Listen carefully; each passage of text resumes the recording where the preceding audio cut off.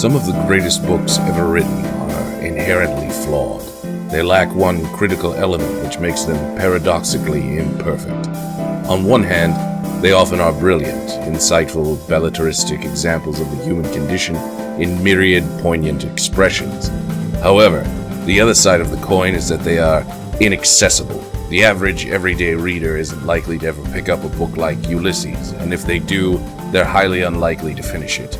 I know few English majors who have the tenacity to scale the Everest-like peak of Joyce's prose, considering such quotes as, "No question her name is Puissant, who eventried the dear course of our Agenbuyer, healer and herd, our mighty mother and mother most venerable, and Bernardus saith aptly that she hath an omnipotentium de pere supplicium, that is, to wit, an almightiness of petition, because she is the second Eve." Did any of that make sense to anyone listening right now? In any event, many would immediately argue something akin to, Ulysses isn't for everyone. Well, that's the real shame, isn't it? At the heart of Joyce's novel is an exploration of humanity to which anyone can relate. Ulysses overflows with characters looking for connections to other people while attempting to hide and or radically embrace that which sets them apart from society at large. It's about how we affect people with everything we are, even the lies we only tell ourselves.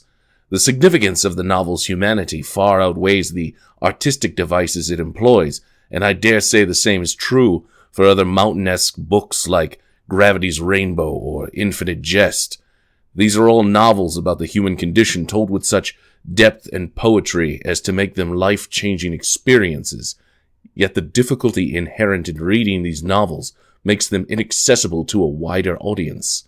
As such, these works are consequently confined to a small circle of readers, so it falls to those who have scaled these peaks to tell the rest of the world what lies at the summit. Too often, academics focus on the use of language in literature, the blending of historical allusions with contemporary events and other critical dimensions which rarely share the real beauty of a story. Alice in Wonderland may be an allegory about the madness Lewis Carroll saw in the emerging mathematics of his era, but most people want to hear about the adventures of a young girl in a strange, dreamlike world, not the symbolic intentions of tea parties, March hares, and linguistic riddles. Therefore, it is the responsibility of those who love literature to share the emotional impact of great works with those who will likely never delve into them on their own. I have a friend who enjoys Monty Python. However, what she loves is watching people retell episodes from the show. The retelling may flub a few lines or not have the same comical grace as the Python alums, but she says there's something more satisfying about the sketches in that context, because people add their enjoyment to the telling. I can't imagine anyone blissfully relating a breakdown of the comedic mechanics and satirical subtleties found in the Ministry of Silly Walks. However, I have seen someone ecstatically reenact the scene, and that's what people should do with literature. After all, the purpose of storytelling is to share. This is especially true when it comes to postmodern literature. Works like Gravity's Rainbow aren't exactly fixated on their plot. In fact, Pynchon novels tend to express the notion that some mysteries are unsolvable. Often this is because they're too large to ever be comprehended, let alone overcome, or that size and power has allowed them to take on a life of their own. Unmasking the architects behind a global conspiracy reveals they've been operating under an illusion of control themselves. A lot of the time, Pynchon stories, in my opinion, are about people trying to create a sense of order in a chaotic world, even if that sense is only an illusion. The effort offers purpose in an otherwise meaningless existence. In Pynchon's Against the Day, dynamite enthusiast Webb Traverse may accomplish certain grand anarchist acts, but it's unlikely he'll ever really defeat the mining company or railroad barons he despises. To a degree, his character, though thoroughly fleshed out, is simply the starting point for his children's own revenge tale inspired by Western dime novels. But consider what sharing that story means. Against the Day is 1,085 pages long, containing about 49 principal characters, close to 100 characters in general, takes place from 1893 at the start of the Chicago World's Fair, then goes on to just after World War I, touches on concepts of turn-of-the-century physics, the nature of light, hollow earth theory, advanced mathematics, anarchy, unions, corporatism, bilocation, a concept that allows one person to be in two places at once, entropy, love, counterculture, pop culture, puns, manifest destiny, war, how the Tunguska event of 1908 may have created mutant flying red-nosed reindeer, on and on and on. So when someone plucks out of that cornucopia a single character to talk about, that says something. Because postmodern literature often frees itself from plot, the focus is more on characters.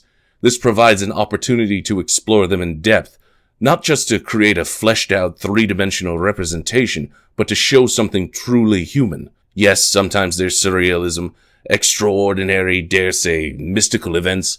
One character in Against the Day fights and kills a Tutzelwurm, a lizard-like entity with the face of a cat that haunts alpine mountains. Yet it isn't just a series of wonders and adventure. These feel like real people because enough of who they are, what motivates them, is provided to establish a connection with the reader. In Alan Bennett's play, History Boys, there's a line I like to quote. The best moments in reading are when you come across something, a thought, a feeling, a way of looking at things, which you had thought special and particular to you.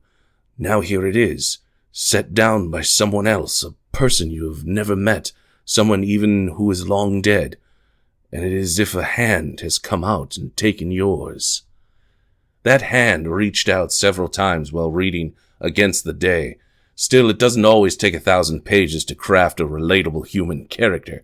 Gwendolyn Keist did it in The Rust Maidens, which is only about 218 pages long, yet full of heart-grabbing real emotion. The point is that there are these gemstone examples of the human condition in postmodern mountains, which many readers won't mind for any variety of reasons. I won't lie, reading some of these books is a pain in the ass. At the end of some, I often won't touch a book for weeks. Not just to digest the material, but because I am fucking burned out. That may sound like bragging. It's not. It's almost like these books don't want you to read them. I suppose an argument could be made that makes them like some people too. In any event, these are not casual reads, and going at them requires the same kind of insanity that inspires people to do Ironman triathlons. Yet, unlike the useless lunacy of a triathlon, I can directly share my experience with someone. Are you feeling like life is a trap? Let me tell you about Stephen Dedalus. Does your marriage make you feel lonely? It did the same thing to Molly Bloom, if you have a minute to listen. Ever had trouble expressing yourself to other people? You have no idea until you've heard about Hal Incandenza's breakdown. Are you considering group sex?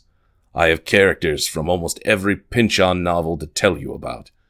Did you ever just want to blow some shit up, only to discover that desire to watch dynamite explode could actually, even if inadvertently, be utilized to further union causes against unscrupulous corporate ghouls? Let me tell you about Webb Traverse. Sharing their stories is really sharing our own. Not sharing them denies everyone the opportunity to have that hand reach out, take hold, and say, "You are not alone." A chance to see ourselves with more beauty and poetry than we often afford ourselves.